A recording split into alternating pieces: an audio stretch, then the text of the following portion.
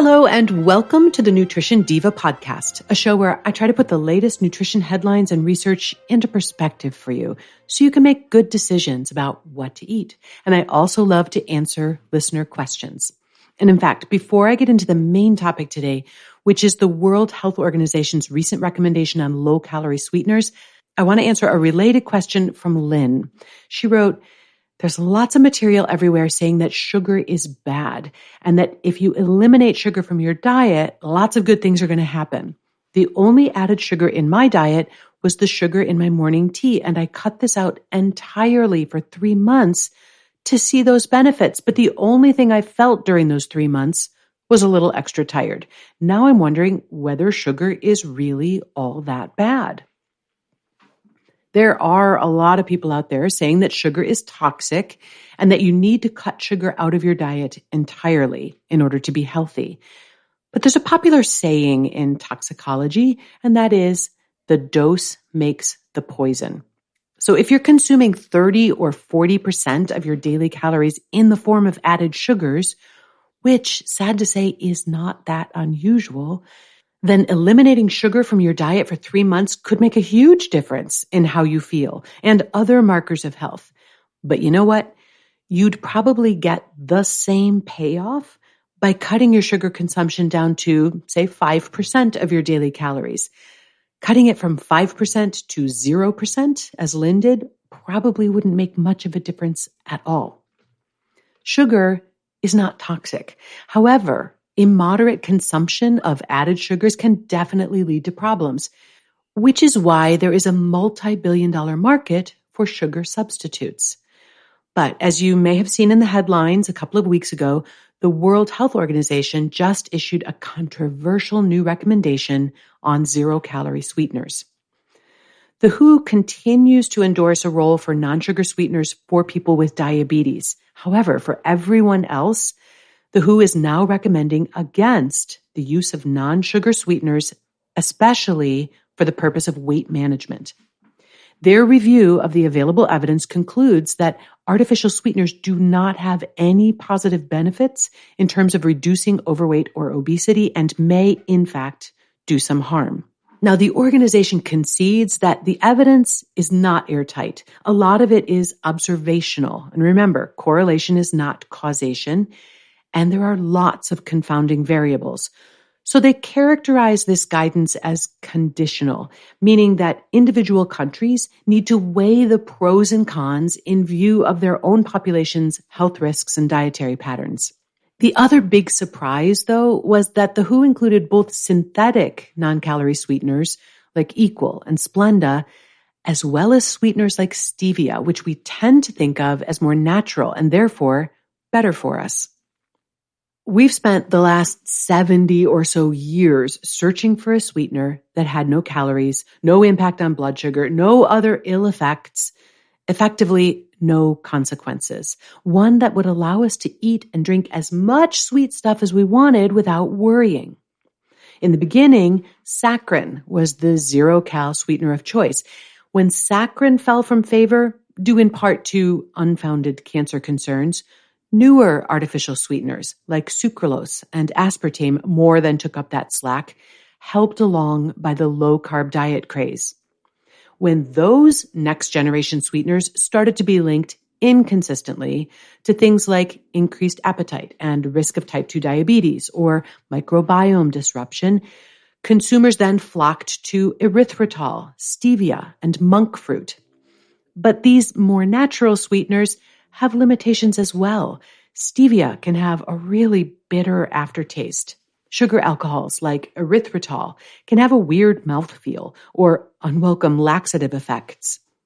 And replacing sugar with any of these high-intensity non-caloric sweeteners affects the texture, moisture, and volume of processed foods. It can even shorten their shelf life. What's worse, earlier this year, erythritol was linked inconclusively to an increased risk of blood clots.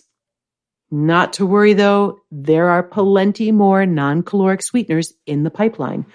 Food chemists are feverishly working to find new ways to mask the off flavors, compensate for those effects on texture and volume. They're even working on ways to alter the shape of the molecules in foods in order to trick the taste buds into thinking that something tastes sweeter than it actually does. After all, there's a lot at stake. The vast majority of manufactured juices, drinks, snack bars, yogurt, cereals, baked goods, and condiments contain added sugar or sweeteners, and these products generate upwards of $50 billion a year. And consumers want this magic solution too. Sugar tastes good. We are biologically programmed to love it. But we don't want to gain weight. We don't want to develop diabetes. We put human beings on the moon, for crying out loud. Surely, in this era of driverless cars and drone-delivered groceries, it should be possible to find a way to have our cake and eat it too. Actually, I don't think it is. Even if we could somehow invent or discover a compound that offered all of the sweetness with none of those downsides, I still don't think it would be a positive development for our nutrition or our health. And apparently, neither does the World Health Organization. In their new guidance, the WHO makes the radical suggestion that instead of searching for the perfect consequence-free sweetener, people should reduce the sweetness of the diet altogether, starting early in life to improve their health. Now, to be clear, I don't actually think that sweetness in and of itself is the problem.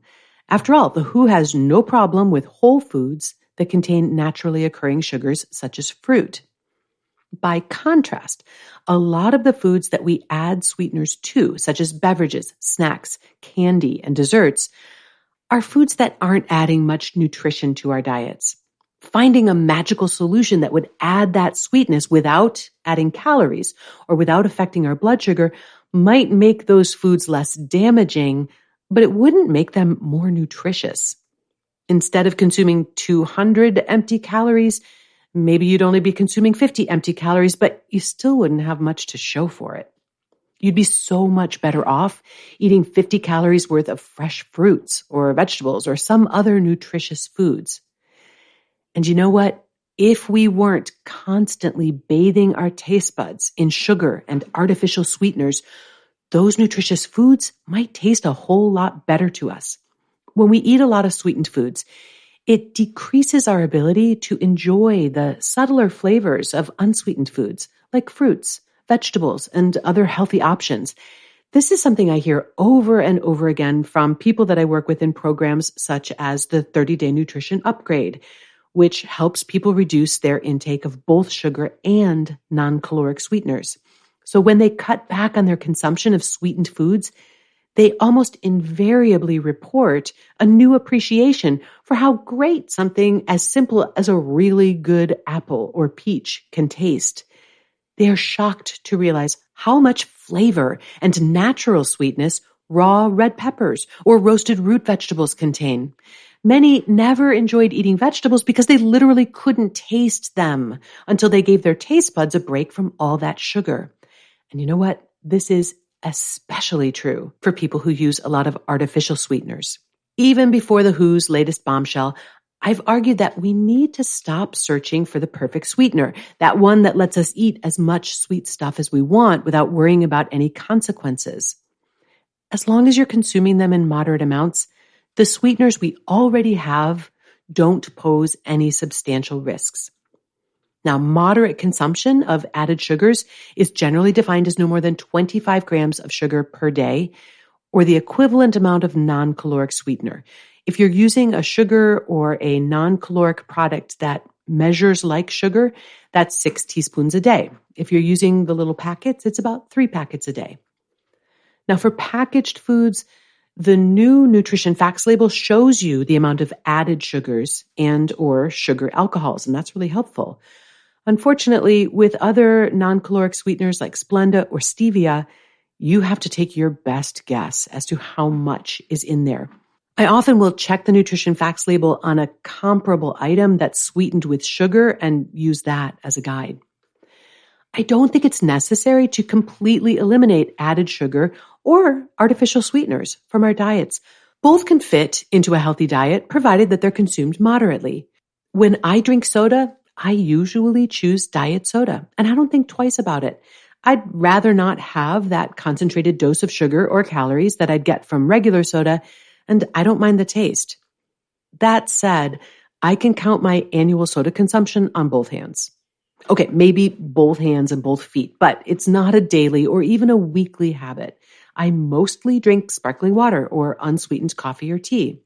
And this is equally important. We also want to make sure that sweetened or artificially sweetened foods aren't displacing healthy foods from our diets. It really all comes down to how you are using them. If I'm traveling and I know that I'm not going to be able to get a meal, I will tuck a protein bar into my bag, and the one that I like is sweetened with erythritol. Hey, better that than a candy bar. But I'm not eating a protein bar every day for lunch. Usually, I'm eating a big salad or leftovers from the night before. So I hope all of that helps you feel a little bit more confident about managing the role of sugar or non-caloric sweeteners in your diet. If you'd like to learn more about that 30-day nutrition upgrade program I mentioned, there's more info about that at nutritionovereasy.com/upgrade. And if you are a health coach or a wellness program manager and you'd like to find out about doing that upgrade program with your community or in your workplace or organization, I'd love to talk with you about that. We're currently scheduling for the fall of 2023 and into 2024. Reach out to me at nutrition@quickanddirtytips.com. That's the same email that you can use to send comments about today's episode or questions you'd like me to address in future episodes. Nutrition Diva is a Quick and Dirty Tips podcast supported by a wonderful team, which includes Adam Cecil, our director of podcasts, Nathan Sems, who is my audio engineer, Davina Tomlin, who runs our marketing and publicity, Holly Hutchings, our digital operations specialist, and Morgan Christensen, our podcast operations and advertising specialist. That's all for this episode. Thanks for listening. I'll see you next week.